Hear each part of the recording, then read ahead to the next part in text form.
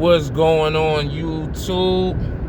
It's your boy ATruckerNamedJay. Hope you see me clear. Checking in. Welcome to the Life with Jay channel, man.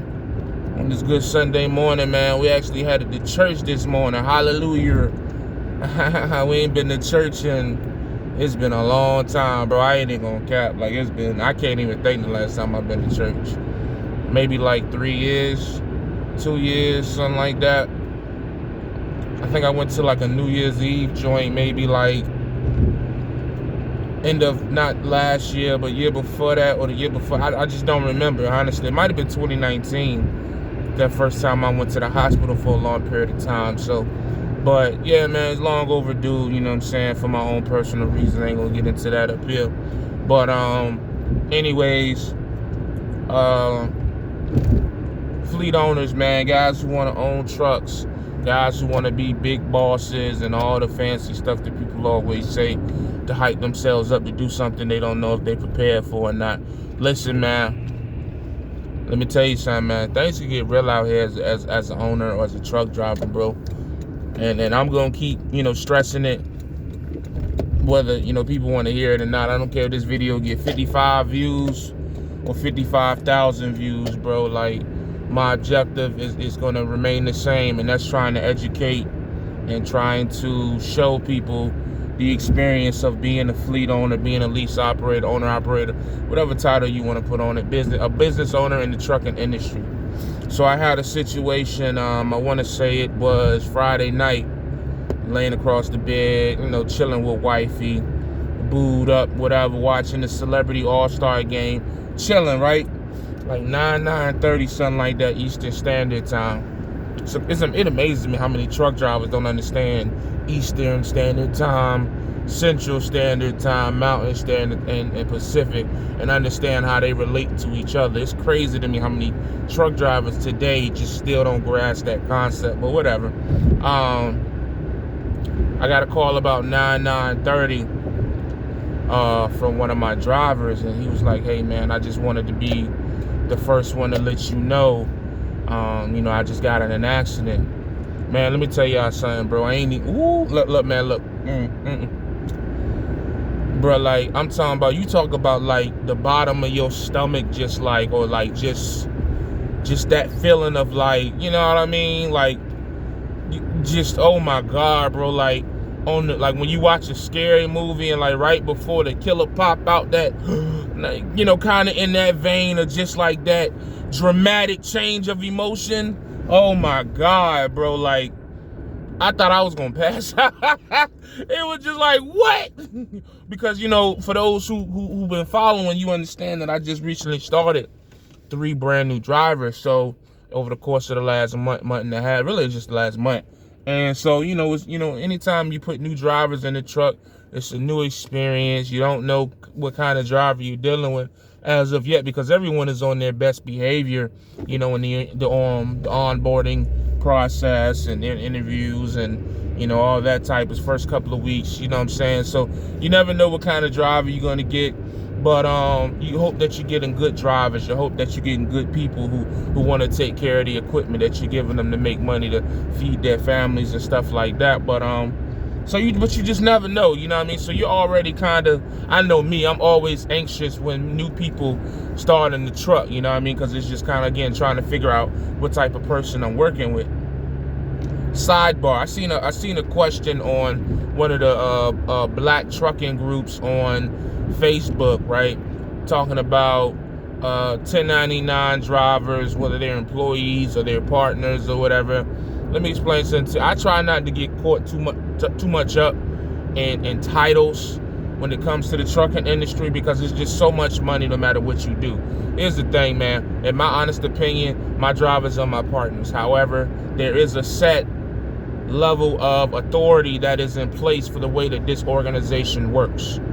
You understand? So if you have to be blunt and honest, on paperwork, I, as the owner of Hollow Logistics, still have to answer to VL Trucking, because they are the provider of the equipment, as well as they are the motor carrier authority in which freight that we are pulling for, as well as DOT, FMC, all that shit. I answer to them. My drivers answer to me because I am the one who is leasing the equipment.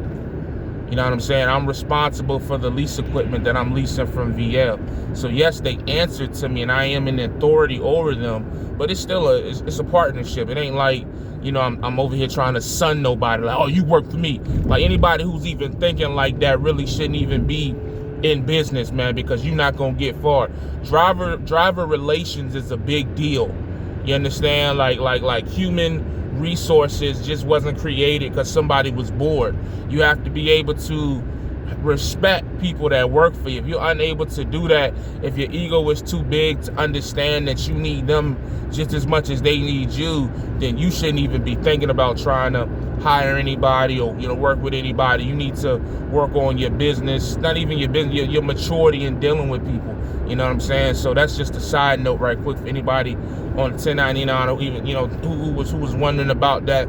It's 100% a partnership, but there has to be set levels of authority for any business structure to work productively. You know what I mean? But anyways, back to the situation. So he told me he had gotten in an accident, right?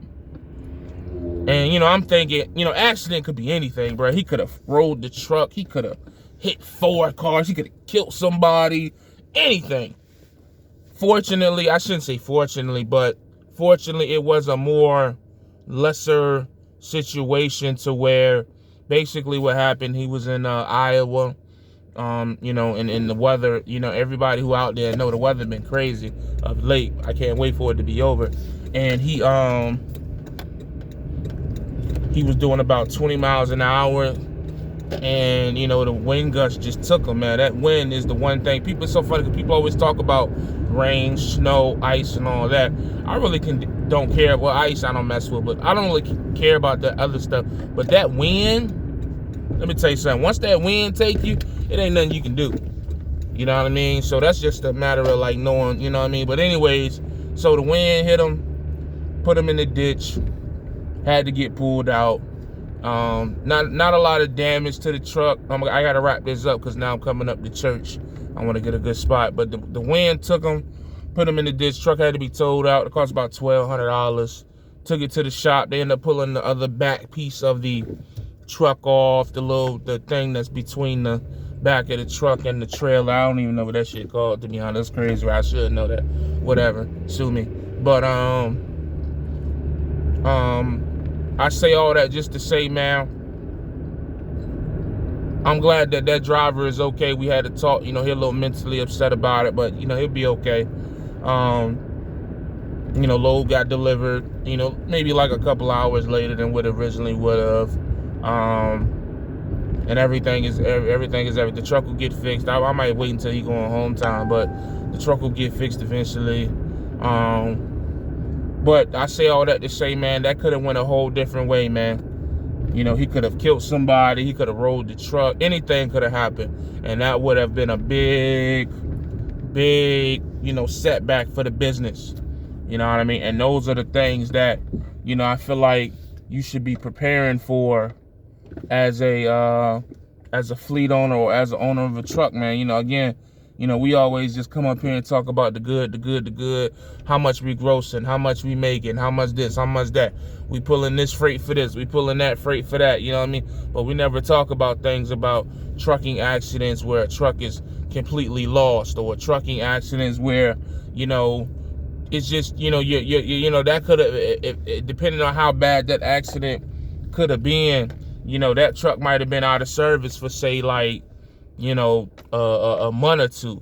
You know what I'm saying? Especially with how parts on back order right now, and, you know, you can't just get everything right away like you know, maybe used to getting it and things of that nature. So, you know, I just say all that just to say, bro, you know, just be careful, man, when you really starting to get out here in this industry, and make sure that you are fully prepared for any and everything that can happen behind the wheel of that truck.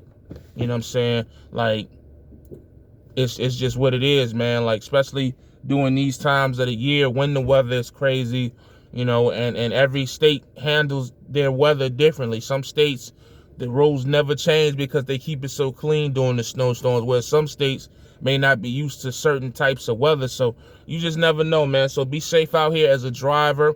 Make sure to shut it down if you really don't feel safe. because, you know, it ain't, you know, the money ain't going nowhere, you know what I mean? And I'd rather you not make some money than lose money, you know what I mean? It's one thing to not make it because you ain't preparing for money that you ain't gonna make anyways, but the money that you losing definitely gonna cost you. That's a fact. I apologize if the camera keep changing. I'm, you know what I mean, trying to get this video done. But and as owners, man, hey, look, again, all that money you making, you know, when the good times and rates great and blah blah blah, I hope you ain't spending there's a reason I'm still driving this 1999 Toyota Camry. You know what I'm saying? There's a reason I still live in a 3-bedroom apartment, because when you increase your lifestyle dramatically, when your income increases and you create this I don't know the proper term of it, but when you create it to where your income and your bills are close together and you don't have a lot of extra money, when shit like this happen, it's the type of stuff that potentially can put you out of business for good.